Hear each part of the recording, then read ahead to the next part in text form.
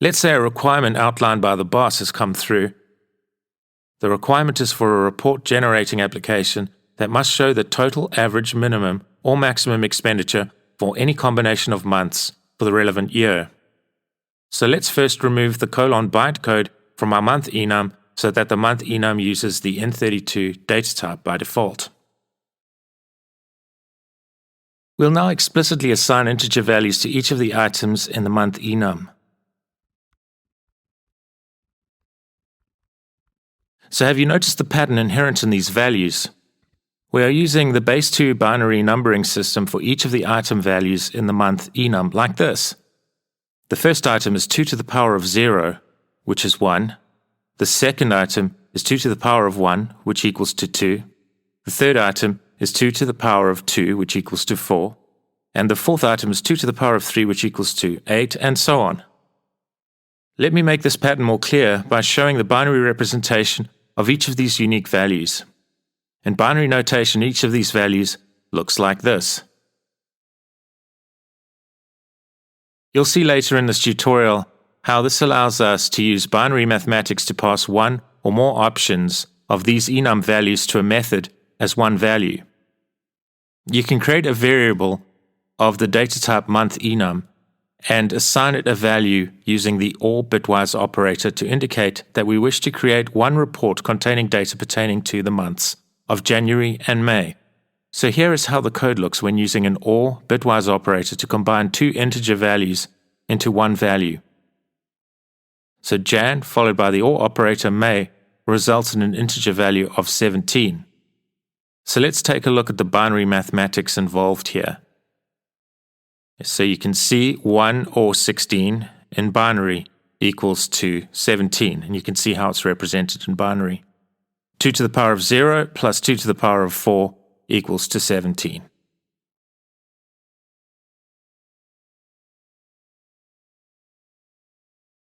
First, we want to create a method that populates an array. Each item in the array represents the total expenditure for a particular month. So the array item at index 0 will be the total expenditure for the month of January. The item at index 1 of the array will contain the value representing the total expenditure for the month of February.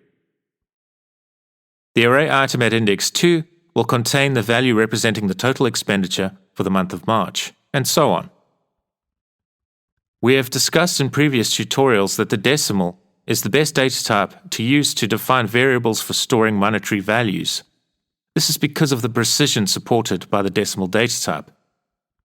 Accuracy is obviously highly important when creating financial applications. So we are storing the values for each month of a particular year in a decimal-defined array named data. These monetary values are all arbitrary. So January's total expenditure was, let's say, £5,000. February's total expenditure was, let's say, £3,000.50, and so on. And let's say in December there was a company Christmas party, which meant expenditure was a little bit more than in the other months. In the real world, this data would likely come from a database. Note that we have defined an array in the main method to contain 12 decimal values. We are then passing this into our populate monthly expenditure data method. As discussed in earlier tutorials, an array is a reference type. This means that the array object we are instantiating in our main method is the same array that will be populated in our populate monthly expenditure data method. Remember from previous tutorials in this course that a reference type variable stores a pointer to the data and not the data itself. So when the data array is passed into the populate monthly expenditure data method, the array data itself is not passed into the populate monthly expenditure data method, but a pointer to the same data referenced in the main method is passed to the populate monthly expenditure data method. So basically, any changes made to the data array in the populate monthly expenditure data method will be reflected in the data array referenced in the main method. So we want to create a report not for just one month of the year, but for data pertaining to a combination of months. We can apply the OR bitwise operator between a number of month enum list items to do this. This will result in a binary value that denotes a combination of months. So now I'm going to create an algorithm that will count the number of bits set to 1 for the value returned by this bitwise operation. The number of bits set to 1 will correlate to the number of months we have combined. This algorithm is known as Brian-Kernighan's algorithm, which is very efficient because the number of iterations executed for the while loop in this method will be the same as the number of bits set in the binary number passed to this method. So the method is appropriately named countBits. And the reason for this method is that we want to know the optimal number of elements to define for an array that will be used in a report outputting data related to one or more months of a particular year. So let's create a method that will return a decimal array containing the expenditure data for each of the months we have combined in our bitwise OR operation. Let's name this method getReportData. We include the decimal followed by empty square brackets to denote the decimal array that will be returned by this method. The first parameter passed to this method is a value representing the combination of months we wish to include in the report, and the second parameter is the decimal data array that contains all the monthly expenditure data for the year relevant to this report. So let's define an integer variable named count and initialize its value to 0. This variable will be used as a counter within a for each loop, which will be implemented in this method. Let's define another integer variable. The variable will be assigned the result of a bitwise mathematical operation that will return a value denoting whether a month is suitable to be included in the report, and therefore whether we should retrieve the expenditure for this month to be included in our report. Let's initialize its value to 0. Now we will create another integer variable that will store the value of the number of months that are relevant to this report. We are using Brian-Kernighan's algorithm to calculate the number of bits set to 1 in a binary representation of the value stored in the months parameter.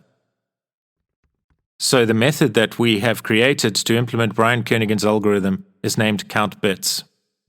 Note that when we pass the months parameter into the countBits method, we must convert it to an integer. So the countBits method returns the number of items that need to be provisioned for in our report data decimal array, which will store the expenditure data for each month that exists in the months parameter so that we can use this array to create a report from this data. Let's now define an integer variable named index. This will store the result of a calculation done against the value of each month enum item to be included in the report so that we can retrieve the appropriate item from the data array, which is the array that stores all the expenditure data for a particular year. So let's now implement a for each loop that will iterate through each item in the month enum. Note how we are able to use the enum.getValues static method to return the enumerator list for the month enum as an array. Note there is also an enum.getNames static method that can be implemented to retrieve an array of names for the enumerator list items. It is not necessary to use the enum.getNames method in this application. So the first item representing the month of January will be a value of 1. The second item representing the month of February will be a value of 2. The third item representing the month of March will be a value of 4. The fourth item representing the month of April will be a value of 8, and so on. Within this loop, we first want to assess whether to include a particular month in the report, and then, if we do want to include the month in our report, we must retrieve the appropriate expenditure data from the data array that stores the expenditure data for each month in the relevant year. So in order to see if a month item included in the month's variable value should be included in our report, we'll perform a bitwise operation and the returned value is assigned to the test month inclusion integer variable. We then test the value of the test month inclusion variable through the implementation of an if statement. The if statement test condition reads like this. If the value stored in the test month inclusion variable is greater than 0, we must include this month in our report. Let me briefly explain how this bitwise operation works. So if the combination of January and March has been passed into this method, in the months parameter. The binary representation or base 2 number system representation of this combination of month enum items will be 101. The decimal representation or base 10 number system representation will be 5. So 2 to the power of 0 plus 2 to the power of 2 equals to 5. But let's look how we can apply the AND bitwise operator for this value against each binary represented value of the month enumerator list to validate the inclusion of the relevant month in our report. So the first item in the month enumerator list has a value of 1. We can represent this value in binary with 3 bits like this, read from right to left, 1, 0, 0. So we test the value in our months variable, which as discussed in binary notation is represented as 1, 0, 1. So let's break down what happens when we apply the bitwise AND operator between the binary number 101 and the binary number 100. Remember, it's read from right to left. So we perform this calculation from right to left. So let's break down this calculation and we'll look at each bit from right to left.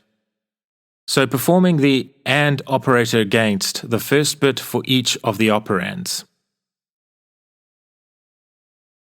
So the result of 1 and 1 equals to 1. So we already know that the result is greater than 0. But let's finish the calculation. So then we perform the same operation against the second bits for each of our operands. So 0 and 0 will yield the result of 0. Then we do the same operation against the third bits of our operands, the third bit from the right for the value representing the combination of January and March is 1. The third bit from the right representing the month of January, which is the first item in our month enumerator list, is 0. So 1 and 0 equals to 0. So the final result is 1. This value is of course greater than 0, so we include the month of January in our report. So the next value to compare is the month of February. The month of February is set to a decimal value of 2, which represented in binary is 010. So if we look at the bitwise operation 010 and 101, look how none of the bits match. From right to left, 0 and 1 equals to 0, 1 and 0 equals to 0. And we know that 0 and 1 equals to 0, so the final result is 0. This means that the if statement testing the value stored in the test month inclusion integers variable will return false, so we will not include the month of February in our report. The code in the if statement will not be run because the if condition returns false. So for the third iteration testing the month of March, March is represented by an integer value of 4, which represented in binary read from right to left is 001. 001 and 101, so 1 and 0 equals to 0, 0 and 0 equals to 0, 1 and 1 equals to 1. So the final result is 001 in binary, which is an integer value of 4. This value is of course greater than 0, which means we can include the month of March in our report. And this process repeats until we have traversed all the enumerator list items in our month enum. So let's discuss the code within our if statement, i.e. the code that will be executed when the if condition returns true. So let's say the if condition is true, so we now want to implement code to copy the appropriate month's expenditure stored in our data array to our report data array. So to do this, we first need to calculate the index position of where the appropriate expenditure value is stored in our data array.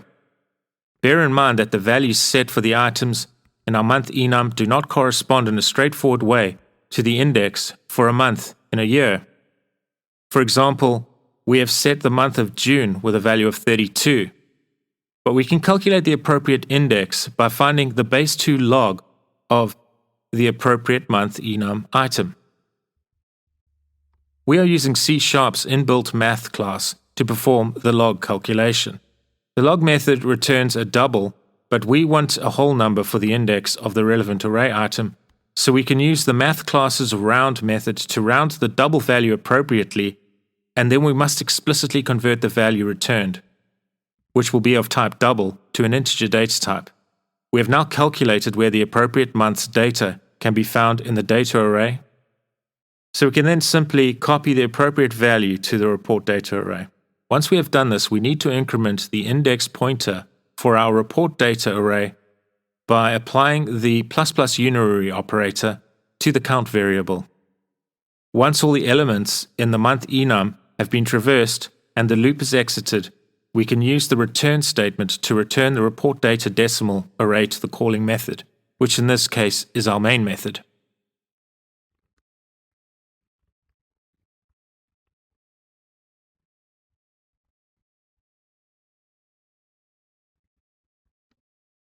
So let's create the final method for this application that will output a report based on the data in the report data array to the console screen. So before we create this method, let's create another enum. We'll call this enum report type. So the types of reports we wish to create are sum, denoting a report revealing the total expenditure for a group of months; average, denoting a report revealing the average expenditure for a group of months; min, denoting a report revealing the month with the lowest expenditure when comparing the expenditure for each month in a group of months; max, denoting a report revealing the month with the highest expenditure when comparing the expenditure for each month in a group of months. So let's create the method that will output the report to the console screen. We'll call this method output_report. This method does not return a value, so we can indicate this by using the void keyword. This method will accept 3 parameters. The first parameter will be the report type enum. We'll implement a switch statement to run a particular report based on the report type enum value passed to this method. Each switch section will represent a type of report, and each of these reports correlates with one of the items in the report type enum. The second parameter will be a value containing a group of months of relevance to the report created in this method. The third parameter will accept the report data array. This is the data that will be acted upon to produce a particular type of report. So let's create the structure of our switch statement. Let's then implement code to create the first report, which will add all the expenditure values together and output a brief narrative, which will include this value. So I want to use the sum method on the report data array to output this calculated value, but it doesn't seem to be available. Right, we can easily fix this within Visual Studio by hovering the mouse pointer over the red squiggly lines under the word sum and choosing the pop-up item, Show Potential Fixes, then choosing the next pop-up item, using system.link. The red squiggly lines have now disappeared, and let's confirm the reason for this by navigating to the top of our code. You can see that Visual Studio has added the using system.link directive, which provides us with a useful selection of extension methods, which will now be available to our array. Extension methods are beyond the scope of this tutorial and will be discussed in an upcoming tutorial. For now, all we need to know is that we are able to call the sum method on our report data array, which will sum up the decimal values contained within the report data array. So let's then implement functionality for our other switch sections, and we'll use the average, min, and max extension methods to output the appropriate data in the corresponding switch sections. The default switch section throws an exception. This code will be called if an invalid report type item value is passed into this method. So let's call the output report method from our main method. So we are going to output a report that will show us the total expenditure for a group of months: January, June, December, and July. Total expenditure for months 2145 is £20,000 and 20 pence. So the value of £20,000 and 20 pence looks correct, but what about the value of 2145? That value does not make much sense. Okay, so what is happening is that the value of the included months variable is the integer value, which is the result of the bitwise operation that uses the OR operator to combine the months of January, June, December, and July. The intended value we wanted here was the names of the enum items delimited by commas. So we can achieve this by simply decorating our month's enum with the flags attribute like this. Attributes will be discussed in an upcoming tutorial. And now the report narrative makes more sense. Total expenditure for months Jan, Jun, Jul, Dec is £20,000 and 20 pence. So let's also run the other reports by calling the output report for each of the report type enumerator list items. Great. Let's try a different combination of months and run the code. Excellent.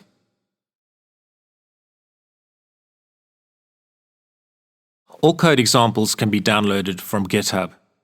Please see below in the description under the GitHub code section for details of where you can download the code created in this tutorial. Please subscribe, it's free, and can help you get to the next level in programming and technology. If you're already subscribed, please smash the bell icon so as not to miss out on valuable content. Please feel free to engage with me in the comments section. Thank you and take care.